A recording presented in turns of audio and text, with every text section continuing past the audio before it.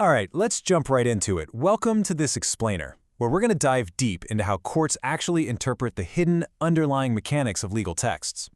We usually think of the law as this series of grand, sweeping proclamations, but the truth is, the architecture of justice is often held together by much smaller, easily overlooked components. I want you to consider something for a second. Can a single comma actually determine if someone is committing a crime? It sounds totally absurd, right? But as we're going to see today, the placement of just one tiny punctuation mark can literally dictate the boundary between lawful behavior and a full-blown criminal offense. It can be the difference between a business thriving or facing massive penalties. To break this down, we're going to journey through 4 distinct sections today to see how these elements act as critical signposts. Section 1 is statutes and legal signposts. Section 2 covers the power of punctuation. Section 3 is clarifying laws with illustrations. And finally, Section 4 looks at the role of schedules. Okay, let's start with Section 1, statutes and legal signposts. So before we get to the microscopic details, we really need to understand the foundational premise of what a law actually is. A statute isn't just a random collection of words tossed together. It's a formal edict of the legislature. And while the plain language of a section is always the primary indicator of intent, sometimes that plain meaning is just in doubt. When that happens, judges don't just guess. They rely on clear signposts explaining the rules to interpret the text. They look for minor elements, specifically punctuation, illustrations, and schedules, to guide them to the true legislative intent. And that brings us to our first major signpost. Section 2, the power of punctuation. The evolution of punctuation in law is actually wild. Historically, if you look at early English law, pre-1850, acts of Parliament were printed with absolutely zero punctuation. None. So naturally, early courts just completely disregarded it. I mean, imagine trying to read a dense legal contract with no commas or periods. It's a total nightmare. But times changed. Today, modern draftsmen use punctuation incredibly carefully. Because of that shift, modern courts, including the Indian judiciary, take a really cautious, observant approach. They know a comma is put there for a very specific reason. So what's the actual rule here? Well, in the landmark case of Ashwini Kumar Ghose, Justice Mukherjee laid out the golden rule. He called punctuation a minor element that acts as contemporanea expositio, which is essentially Latin for a contemporary explanation. It's a tool that helps explain the text, but, and this is absolutely crucial, it can never control or override the plain meaning of the words. It guides, but it doesn't dictate. If the text is already undeniable, Let's look at a real-world example to see this rule brilliantly in action. Think about Section 27 of the Drugs and Cosmetics Act of 1940. This law penalizes anyone who, quote, manufactures for sale, sells, stocks, or exhibits drugs without a license. In the 1979 Mohammed Shabir case, an appellant was caught just stocking up on drugs. The Supreme Court looked incredibly closely at the text. They noticed a comma after manufacture for sale and another one after sells. But right before the word stocks, nothing, a total lack of a comma. because of that one missing comma, the court made a massive determination. They ruled that the word stocks was inextricably linked to the concept of sale, meaning mere stocking of the drugs without any actual proof of an intent to sell them was not an offense under this section. That missing comma literally saved the appellant from a criminal conviction. It's wild, but that is the sheer power of punctuation as a legal signpost. We see the exact same thing happen in civil matters too. Take the rent control dispute of M.K. Salperker. This case involved an eviction rule about a tenant leaving for a continuous period of 4 months and not reasonably needing the house or securing alternative accommodation. The dispute centered entirely on that reasonability clause, and based solely on the punctuation, the court held that the condition of reasonability only applied to the 4-month time frame, not to the part about securing alternative accommodation.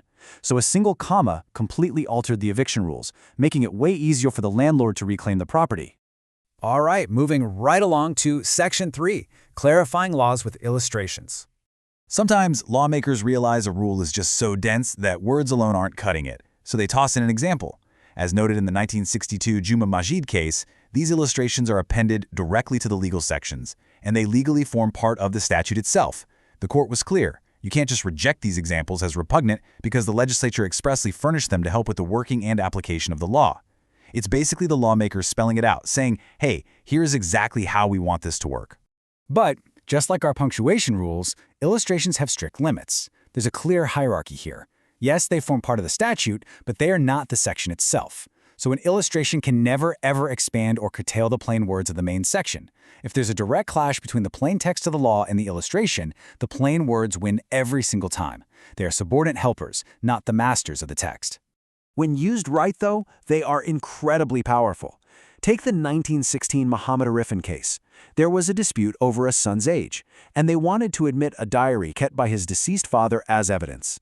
Looking at the Indian Evidence Act, the court checked an illustration, Illustration B, which specifically mentioned a father's letters as a relevant fact for proving a birth date. Because of that illustration, the Privy Council let the diary into evidence to legally prove the son's age. It was the perfect example of an illustration swooping in to save the day when the text needed clarity. Which brings us to our final signpost. Section 4, the role of schedules. If you've ever scrolled to the absolute bottom of a massive contract, you know about schedules. They exist mostly for convenience, added at the very end to hold extremely long lists or specific bureaucratic forms so the main text doesn't become a cluttered, exhausting mess. But don't let their placement at the back fool you. As established way back in 1878 in AG versus Lamplove, the division is just for convenience. Schedules are still legally part of the statute, and they can even contain substantive enactments that go beyond the section they're connected to. But here's the big question. What happens when things go completely off the rails? What if the schedule at the back directly contradicts the main body of the act at the front? The conflict rule is actually super straightforward.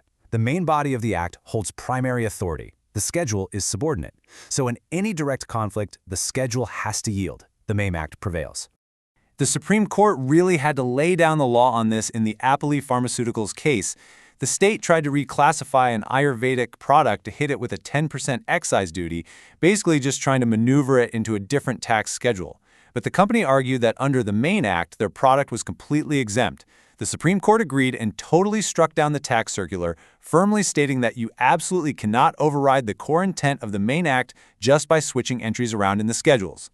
We actually saw this exact same principle play out again with the 2005 amendment to the Hindu Succession Act. Lawmakers made this massive progressive change in the main body of the text, elevating 4 specific legal heirs like a son's daughter's daughter to Class 1. It was a huge shift in inheritance rights. But someone made a massive clerical error. These vital changes were explicitly written into the main act, but they were never reflected in the schedule at the back.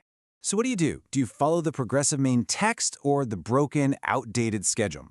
Well, the courts look at the overarching signposts. Despite the glaring error, the law was definitive. Legislative intent always prevails over the schedule. The true intent found in the primary sections just cuts right through the mess of an outdated appendix. And that pretty much wraps up our journey through the hidden mechanics of legal interpretation. It really makes you look at every single mark on a page differently, doesn't it? So I'll leave you with this final thought. The next time you're faced with a dense contract, a company policy, or a new piece of legislation, are you just going to gloss over the commas, the examples, and the appendices? Or will you remember to look closely for the signposts, knowing that the smallest mark might just change absolutely everything?